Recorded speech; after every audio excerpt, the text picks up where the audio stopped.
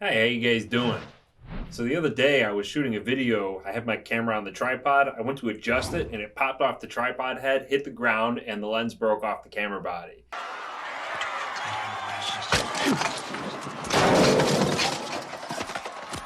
It was it was a sad moment, but I was determined to fix it any way I could. I looked online, I'd searched a bunch of photography forums, YouTube. I could not find anything. Everybody said just take it out to a professional, but I wasn't satisfied with that. I felt like I could fix it myself. I felt like the pieces were there.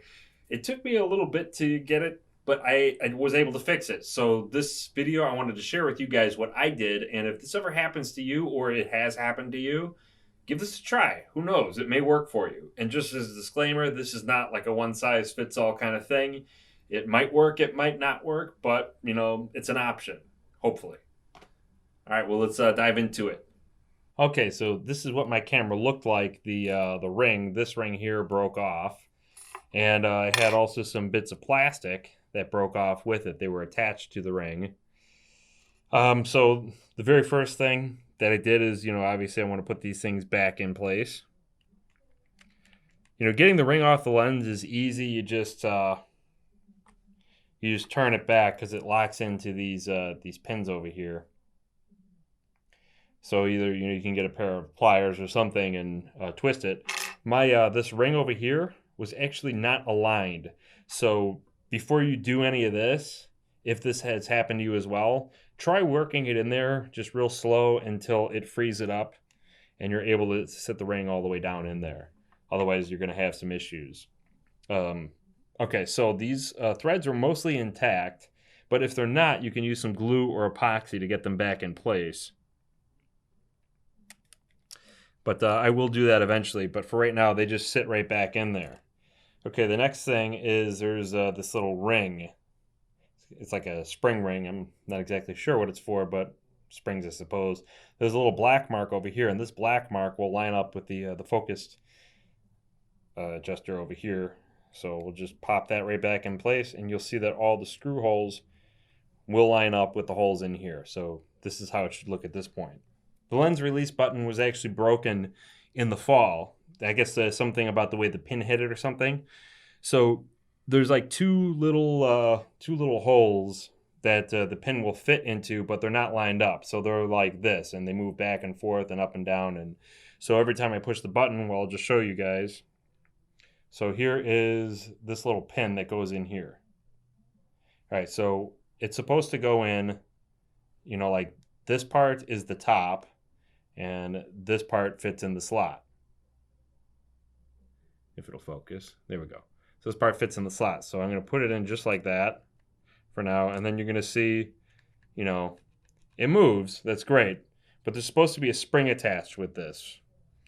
So got this this little spring, and if you don't have it, look around for it, because this spring is not mandatory for what we're going to do, but it's it's there for a reason, I'm sure.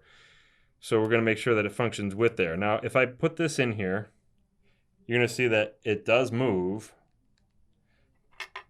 And if I was to put this this ring back on without screwing it down yet, mind you, I'm just going to line that up over here. I'm going to put this down, but now I'm going to hold it as if it was screwed in place. I'm going to push that button, and you could see that this button does not move up and down on its own. It's just stuck there. So if I was to put a lens on at this point, the lens would be locked, and the only way to get the lens off would be to break the camera again. That's not good. So I had a solution. Because the pins are not lined up, they just, it just falls through the hole, and it's just a total mess.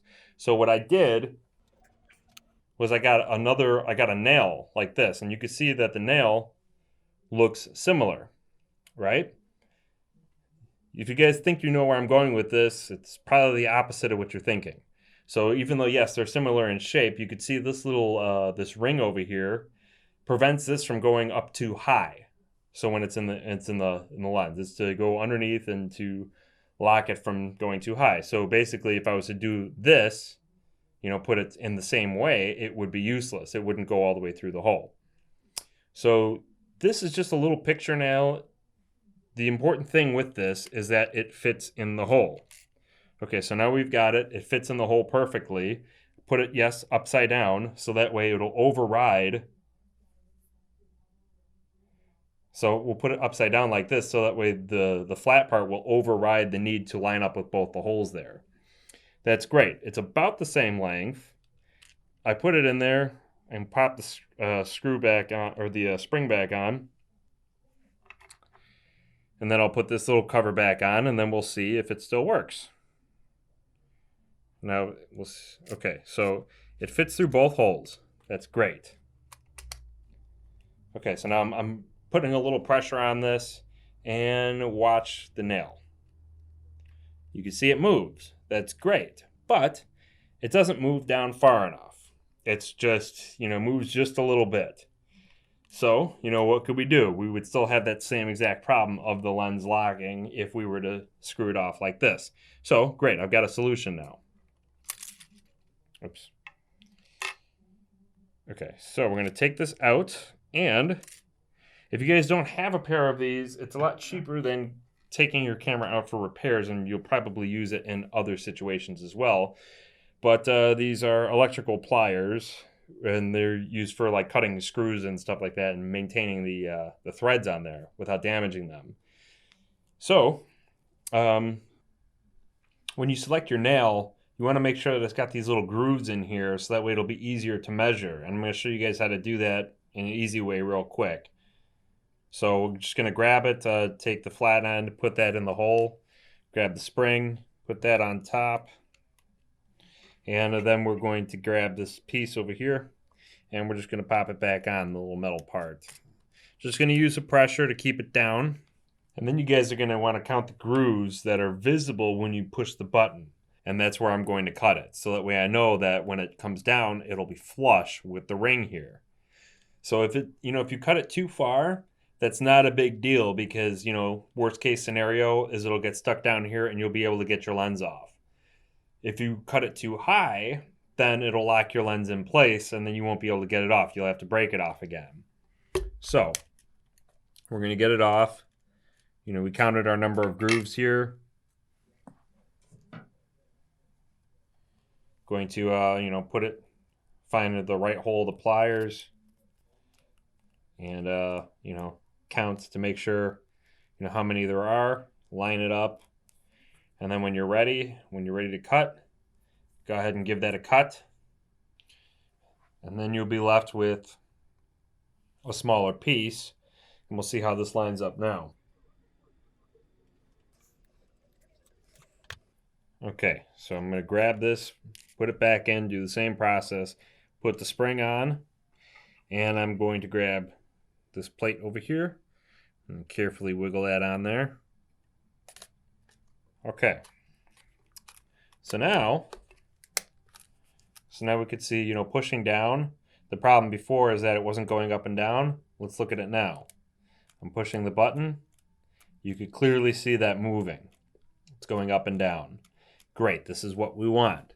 So now we know that the problem is fixed. But once again, before you add any glue, you just want to make sure that you can get a lens on and off. When you're selecting your glue, you want to make sure that it is the right type of glue for the application.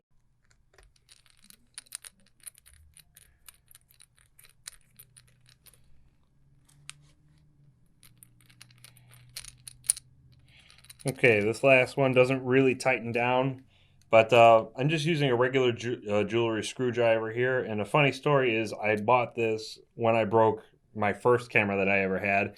I attempted to fix it, but I was not able to. I've kept it ever since, and I've used it on various other things. I got it for like $1, so it wasn't a waste of money. Okay, so first things first, before I pop on a lens, just one more time, just want to make sure that this button still works. Okay, it looks like it works still. We want to get a lens on, make sure it locks and unlocks. So I've got my 50 prime over here. I'm going to line those up, put it in. Hear that? That's the sound of the lens locking on. So you're going to try to wiggle it back and forth. It does not move. It is locked. That is good. So now let's see if we can unlock it. Okay, I'm going to twist it. Great, it comes right off. Okay, well, let's just put that back on there and see if the camera works. Okay, so now, oh no, nothing but black. Oh, lens cap. All right. Well, that looks pretty good right here. I'm going to put something underneath. Let's see if we could focus that real quick. Okay, looks like the focus works. And the camera works.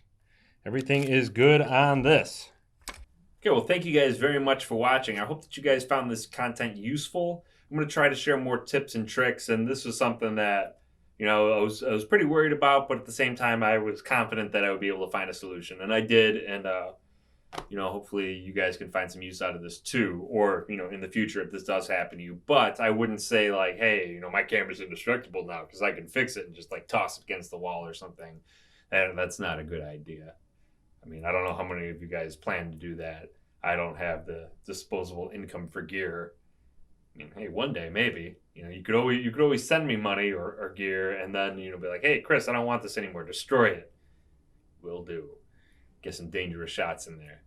All right. Well, anyways, thank you guys for watching. I will see you guys soon. Take care.